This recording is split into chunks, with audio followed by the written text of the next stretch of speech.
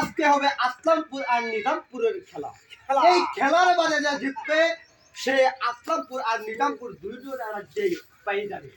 তোর মতো ফকিরকে আমি দুই হারতে পারি পায়ে পিছে পারবো শালা সেনাপতি। আদেশ করেন মহারাজা। আমি কিছুতেই মানতে পারি না। তোর লাগার ফকির নির্যাত আমি এই পুরুষের মধ্যেই আমি নিলাম করে দেব। তোর মতন ফকির যদি আমার সাথে লাগতে হয়ে যাবে খেলা। তাহলে আজকে যুদ্ধ দাঁড়িয়ে এই যুদ্ধ লাগিয়ে দেবো।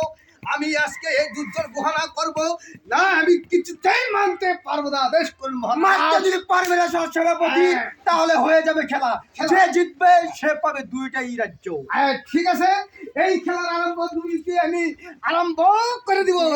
আরম্ভ করবো, তাহলে শর্ত একটা মানতে হবে। হ্যাঁ, এই শর্ত হলো দুটোই হারে যাক, এই দেশ ছেড়ে নিলামপুর শহরে।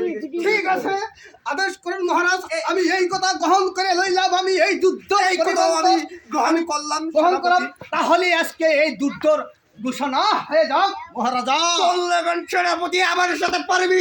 শালা সেনাপতি, তোর মতো কত সেনাপতিকে আমি পালসে মারলাম। ঠিক আছে মহারাজা, খেলা হয়ে যাবে, যুদ্ধ আরম্ভ হয়ে যাবে মহারাজা। তাহলে আজকে যুদ্ধ আমি আরম্ভ করে দিব।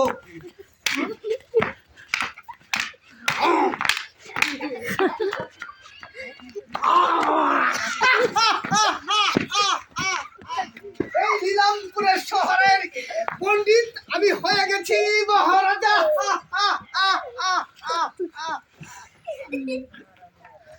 আমার মৃত্যু নিশ্চিত হবে।